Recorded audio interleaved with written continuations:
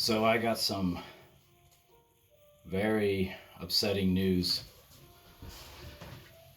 when I woke up on Wednesday morning. I got some news of someone very close to me who had passed away. His name's Tom Sverre Nilsen. His wife had texted me and let me know that he had died on Monday, February 21st, 2022. And I don't do very many videos or very many postings, but to me this one's worth it. And I want to give a little bit of history on Tom Sverre and also share something that very few people know about this experience and that I consider like very precious and sacred to me. I want to give a little background of how I know Tom Sverre. I first heard of Tom Sverre back in April or May of 1999, when all of a sudden we got this newsletter from my mission letting us know who was coming in, and all of a sudden I saw Elder Nilsen from Eidsvoll, Norway. So I'm like, oh, I'm pretty proud of my Norwegian heritage, so I was very interested. But at the time I was actually in Salmon, Idaho, and very far out there, away from a lot of people on my mission. But anyways, all of a sudden I got to about when I was a little bit out over a year on my mission, I got sent to Pocatello in summer of 1999. Then all of a sudden fall of I served in the Central Stake, and we bordered this area. There was the Chubbuck Stake, and anyways, all of a sudden fall time of 1999, all of a sudden Elder Nilsen pops in with serving with Elder Kirk Parker, and I was serving with Elder Wright from LBC, Long Beach, California. So I got to know Elder Nilsen pretty well because we were in the same zone and in the same our areas bordered each other. So anyways, all of a sudden my mission president called me and said, "You're getting transferred from Pocatello to Jackson Hole." And he gave me a challenge. He said, "You're going there with Benjamin Kemper, Elder Kemper, and he's been there for 7.5 months. And he said, Baldmo, I want you to get to know the area, and I also want you to ponder and pray about who should come up here with you." And this is what I'm about to tell. Very few people know about this story, but I think it needs to be shared in honor of Tom Sverre Nilsen and his passing.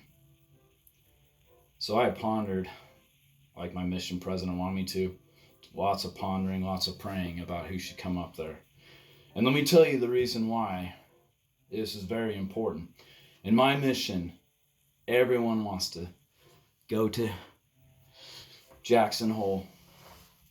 And the reason why everyone wants to go there is, one, it's beautiful, the scenery is great, the people are great, the food is A+, and also there's more opportunities to talk to people that are not of our faith than most places in my mission.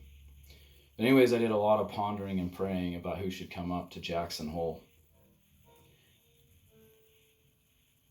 And this name, Elder Nilsen, just kept on coming to me. Clear as day that Tom Sverre or Elder Nilsen should come to Jackson Hole. So anyways, right before transfers in March of 2000, my mission president we did monthly interviews with him, and he said, "Have you been praying and pondering about who should come to Jackson Hole?" And I said, "Yeah." And I said, it's President Brown, obviously rest in peace, President Brown as well, one of the best people I ever knew as well.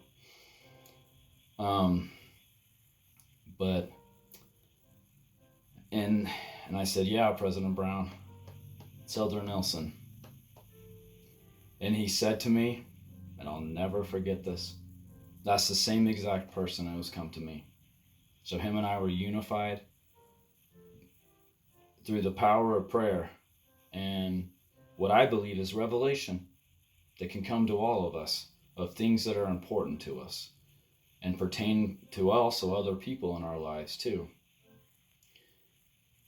So anyways, I'll never forget also when March transfers hit and I was dropping off Elder Kemper and for him to go transfer elsewhere in Rexburg, Idaho, about an hour and 20 minutes away from Jackson Hole.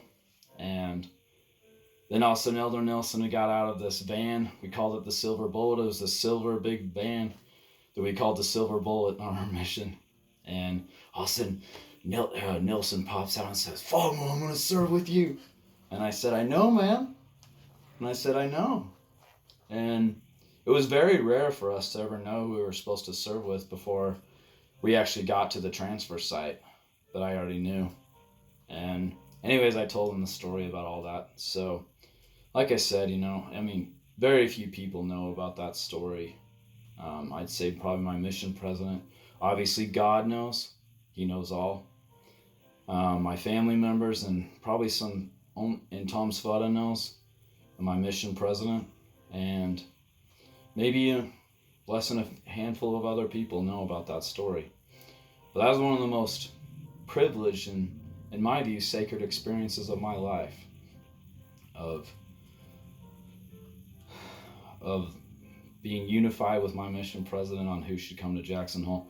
And it was clear why Elder Nilsen should have come to Jackson Hole. It was clear as day. I had the privilege and blessing to serve with Elder Kemper and Elder Nilsen in Jackson Hole, Wyoming. And I did not know this until after I got home from my mission. We did very well in Jackson Hole. We brought in 15 people in the little over 5 months I was in Jackson Hole. And I didn't know this until after I got home, but we actually brought in more people in that time frame than they did in the entire Jackson area, in the entire year of 1999. But anyways, it was clear. Elder Nilsen, he always had a smile on his face. He always had a 5 o'clock shadow. Even if he'd shave, 10 minutes later it looked like he had gone a whole day without shaving. But he always had a smile on his face and everyone liked him. Everybody. And him and I had to come up with clever ways as far as how to talk to people in Jackson Hole because our area was huge. It was like huge. It went all the way out to Alpine, Wyoming, all the way out to Moran, Wyoming, all the way out to basically the entrance into the south entrance of Yellowstone National Park. So we had limited miles, and so we had to figure out how we're gonna use our miles wisely. So Jackson Hole has public transportation during the summer times, during the tourist season. And so him and I, we'd just walk to the public transportation stop and get on and take ourselves around town and just talk to people. But I'll never forget this. There was one time, because we were considered paid, we were considered clergy. We weren't paid, but we were considered clergy. We got to go in all the national parks for free. Anyways, one time we went to go on our preparation day and go into Teton National Park. And all of a sudden, one of the people working at the booth, there was this female named Lupe Martinez. And anyway, she said, "Do you guys know where I can find a church around here?" And we're like, "Actually, we can. We can actually help you out with that." And so we talked to her, and eventually she decided she wanted to be baptized, a member of the Church of Jesus Christ of Latter-day Saints. And she actually wanted to do this as the sun was coming up in a lake that was not far from the Tetons, right as you enter the Grand Teton National Park. And so it was awesome. It was on a Sunday morning, July 23rd, 2000. I'll never forget it. And she wanted Elder Nilsen to baptize her. But anyways, that was such a cool experience because one, you see the sun coming. I mean, right after she got baptized by Elder Nilsen. Of course, they both came out of the water freezing, because I never got to go in the water on my mission in Jackson Hole, but I've been in the water since. And anyone who's been in the water in Jackson Hole, no matter what time of year it is cold. I just remember Elder Nilsen got out of the water after he baptized Lupe, and I just said to him, "Man, I can take the cold pretty well, man, but I'm glad you baptized Lupe." But anyways, that was just such a cool experience, because you could see the sun coming up over the Tetons. It was also my last Sunday on my mission, my LDS mission, and what a cool experience. But some of I just had such a good time with Elder Nilsen. I was so lucky to have I had 9 companions on my mission. All of them were just cool. Just cool. I mean, that's the best way I can describe them. And then to me, cool is a good word. But Elder Nilsen was just, always had a smile on his face. Him and I would joke around a lot. And my family, actually, on my last week on my mission, they had planned a trip with my aunt, even before I was transferred into Jackson Hole, to go to Yellowstone in Jackson Hole. So anyways, because of my last week, I actually asked my mission president, "Hey, I've already served my 24 months. I'm going home, in like 5 days. Can I see my family? They're up here." And he said, "Yeah, that's fine." So my mom and my 2 brothers and my Aunt Janet and my cousins got to meet Elder Nilsen, and all of us were everyone was so proud, because he was Norwegian, and also he's just so easy to get along with. But anyways, to sum it up, I only got to talk to Tom Sverre about a handful of times, and in the last nearly 22 years, I've been home from my mission. But every time I talked with him, it felt like we didn't ever miss a beat. Never missed a beat. It's like we're just catching up. But I'll never forget the last time I saw him face to face, when he's coming home from his mission in March of 2001. This is where you could still go in the terminal areas before 9/11. He's on his way home from his mission. He had to fly into Salt Lake, and I talked with him for a few hours. It was the last time I ever saw him. But he's here in mortality. And I got to talk to him 15 months ago over video conferencing call for like a couple hours. And I'm so glad I had that opportunity to talk with him. So glad. Once again, it was just like we didn't even skip a beat. But anyways, ever since Wednesday, when his wife texted me, I can take these things pretty well. I haven't thought about it all day, every day since I've got this news, but it's been on my mind several times. Even last night, I was actually watching my Dallas Mavericks play live, and it still crossed my mind. And anyone who knows me knows that it's hard for me to when I'm watching my Dallas Mavericks, it's hard for me to get my mind off that. But it crossed my mind a couple of times, even when I was watching my Dallas Mavericks live play the Utah Jazz. But when I relayed this information to several people, Jackson Hole people I called or texted about Elder Tom Sverre's passing, told my family about it, and they were, because several of them have met him, they were upset about it. And even people from our LDS mission that knew him gave their sympathies. But I just want to tell each one of y'all, Tom Sverre is one of the best people I've ever known. And I've known a lot of people throughout my life. I've lived in several different places. I've been in several different companies, and Tom Sverre is one of the best people I've ever known. And he made an influence on me. Very few people in this world have made an influence on my beliefs and on my positivity, and he is one of them. And I'm so glad that this is not the end, that I had a chance to know them, but this is not the end. What I believe in, that death is just the beginning. that I will see him again. I will see him again. He made me proud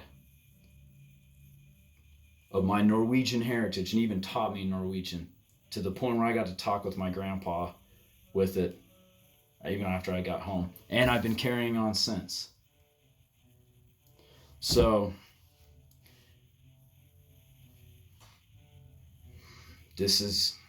I know I'll see him again. And I'm proud of that, the knowledge I have of that. I'm proud that I know him. I'm proud that I actually got to serve with him on my mission. And I give my thoughts and my prayers to all the Nilsen family. For I consider my friends like my family. And I just want to say, I will always love Tom Sverre Nilsen. I love him. And I've always missed him. I didn't get to talk with him all the time. But when I did, I'm so glad. And especially when I got to talk to him for the last time here on Earth 15 months ago. But Tom Sverre, I miss you, man. I'll see you again. And you always have a special place in my heart. And I'm also very glad, lastly also, that I got to serve with Elder Nilsen in my favorite place on earth. And I kid everyone not. My favorite place on earth is Jackson Hole, Wyoming. And I'm so glad I had the opportunity to serve with him there. Love each one of y'all, my friends and family. And I love the Nilsen family. God be with each of you on this blessed day.